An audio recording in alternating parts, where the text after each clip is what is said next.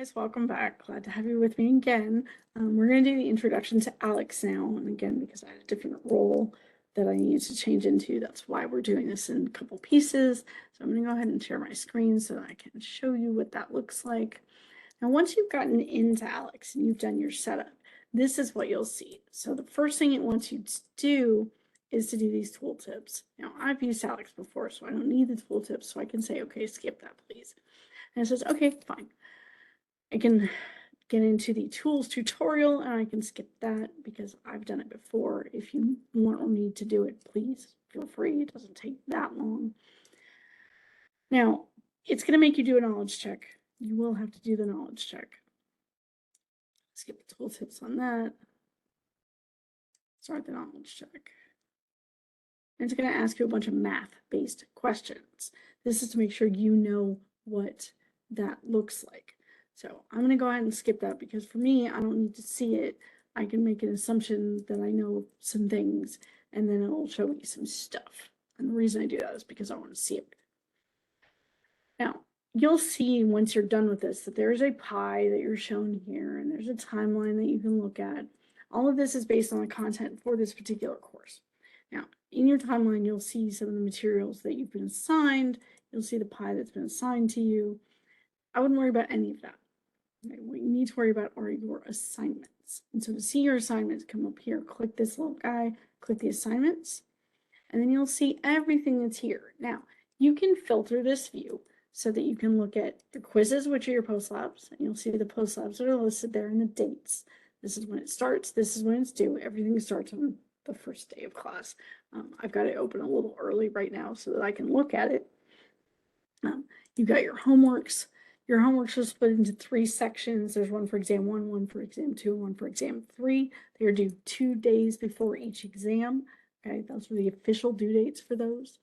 You also have your virtual labs, which are assigned to you, and you'll see what those dates are in terms of when they're due.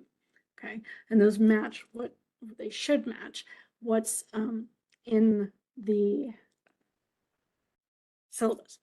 Okay, so that's everything there. I wanted to make sure that we showed you everything that is in here because you'll need to be able to get in and do all of these things. So those are some of the views that you'll see for that. There's everything that's there. Again, you have the ability to turn things in late. You can. Once they're past their due date, you can turn them in late. Homeworks that are turned in late have a 40% penalty. Labs that are turned in late have a 50% penalty. Okay. You have as many opportunities on the virtual lab as you want. You can do them over and over and over again, unlimited attempts. Your quizzes, you have 2 opportunities. So your post labs, again, they're not quizzes. They are activities that you need to do that are set up like quizzes. So open note, open tab, open anything for those. And there are 2 opportunities for each of those. It is timed 1.5 hours for each one. You shouldn't need that. But that is what you see there, okay? So these are the things that you need to be working on. And all of this will be listed in the schedule for you to know what to do when. I'll talk about what to do when in a few minutes. There is a pie progress here. You'll see this number. This number does not get carried over into D2L. However, that number will be calculated for you at the end of the term. We don't use the pie progress that's here because that's based on all the materials that they think you should be covering in the first semester. We don't necessarily do it that way. So I base that on the assignments that I gave you. So if you completed them all, then your progress is 100%. Your Aleks total is based on your percentage of what you did. So how much of it did you do and what percentage did you get on it? So those are the 2 overall grades that you'll get for Aleks. Okay. So there's homework for each of these lectures. There's one that's combined, I think I can't remember which one it is, but yeah, 7 and 8 concentrations is combined. So those two lectures are in combined homework, but that's okay because there are 2 for 3. So yay, awesome. So keep aware of what you've got to do and what time you have to do that in, and that should be everything for Aleks. All right, guys, we'll talk to you soon. Thanks.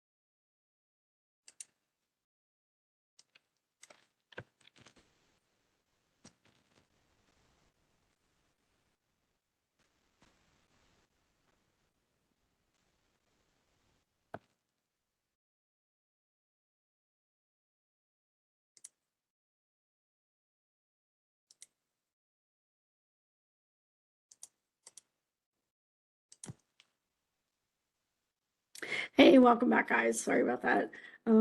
We are going to do our intro for Aleks now, so I'm going to go ahead and share my screen so you can see what's going on. I have logged into Aleks as a student, so this is what you should see when you come into the Aleks shell from D2L. Now, there's tooltips. I can skip that because I've done this before, so I have skipped that. There's a tools tutorial. You have to skip through this as well, or do it depending on which you need to do. And then you get that, and then it says to start the knowledge check. You will need to do the knowledge check. I can skip it because I've already done it.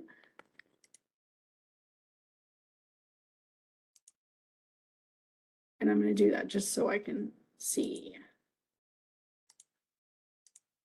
what we need to see. So once you've done that, you'll get this lovely pie chart that says what you know and what you don't. You can continue through this. Aleks has certain expectations for what's going to be covered in the first half of this course based on the structure of the textbook. We don't necessarily do it in the same order or in the same way, so we do things a little bit differently. So we don't follow the path that's here. We don't do the adaptive part. So what you'll see is there are assignments that are given to you.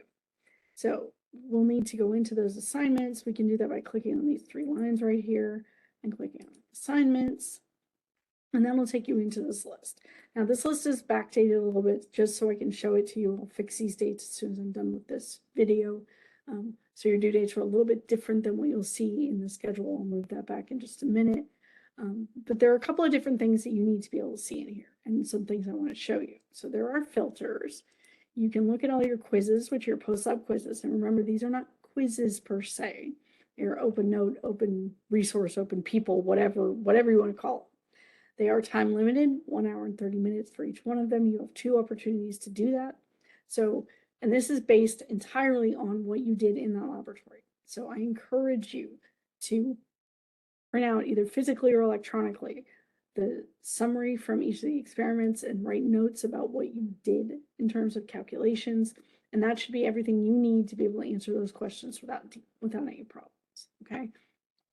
So there is that. And if you have problems with it and you want to walk through it after the fact, you can talk to myself or Professor Simmons about doing so, okay? So those are your post labs. You also have homework. Your homework is designed to help you walk through the lecture material. You'll see that there is a number after each of these to correspond to the lecture number. For a couple of these, we have multiple for the same lecture, 3A and 3B. And for 7 and 8, it's one homework. So it's combined into one homework. Okay, that is reflected in the schedule as well. But those are the things that you should be working on for those particular lectures. Okay, you have as many attempts as you want. Your final submission date listed here is the final date that you can turn it in with a penalty. Okay, so that's the last day it will be accepted. The date that it's due is this column right here. So that's when you actually have to turn it in for a grade. If you turn it in between those two dates, there's a 40% penalty for the homework. Okay, so that's what we're talking about there. And again, as I mentioned before, if you ask for extra time and it's granted, but that deadline has already passed, that penalty gets applied into D2L and it has to be fixed after the fact. So there's nothing I can do to change it in Aleks. It's not something I can change. All right, you also have your virtual. And those are all the experiments that you need to do. They are unlimited attempts as well. You'll notice they have VL number after them. These are listed in the schedule the same way so that you can see what they are. All right. So there's everything with that. You have a due date for this. You can turn it in after that. Okay, that is perfectly okay. But there is a 50% penalty if you turn it in late. All right, so that's how that works. Now, those are the 3 types of things that you need to be able to do in Aleks. You're responsible for those due dates. Again, there's a start date, which is the first day of the course, and a due date, which is the date that's listed in the schedule. Okay, if there's ever any discrepancy between the two, let me know. I'll fix it because it should match the schedule exactly. Okay, so that's everything in Aleks. I don't think I have a lot else to talk about. The only other thing I will talk about, periodic tables are different. And it usually depends on the age of the periodic table and how big we want that number to be when we write a molecular weight. Always, always, always use the source that they're asking you to use. So if you're doing work in Aleks, use the Aleks thing. So if you go into one of these experiments, and let me go into one of the homeworks. So if I were to go into homework,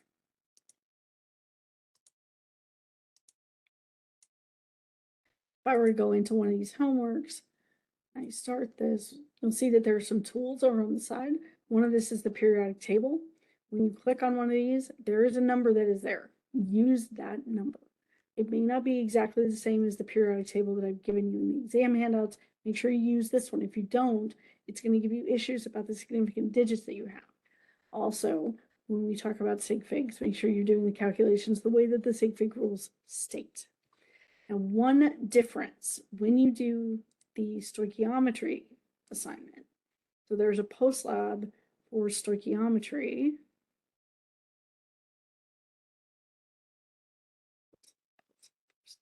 This one. This is based on an assignment that is in D2L. Okay. That assignment has different molecular weights that you were supposed to use. And it's actually written at the top of the document as it exists in D2L. So if we go into content, we go under exam 1, and we go to stoichiometry, post-lab stoichiometry, this right here, this has the molecular weights written on them. Make sure you use those numbers because again, those answers will not come out the same if you don't. So that's what we need to talk about for that. All right, make sure you're using the correct thing when you do it. Okay. That's everything I want to talk about in terms of Aleks. Make sure you get in there, make sure you've got everything set up by the 25th, and make sure you're using the correct format. Now, I'm just going to warn you if the number of sig figs is wrong, make sure that you are paying attention to it, because there will be points taken off if your sig figs are wrong. Okay? All right. I will talk to you guys soon. Thanks.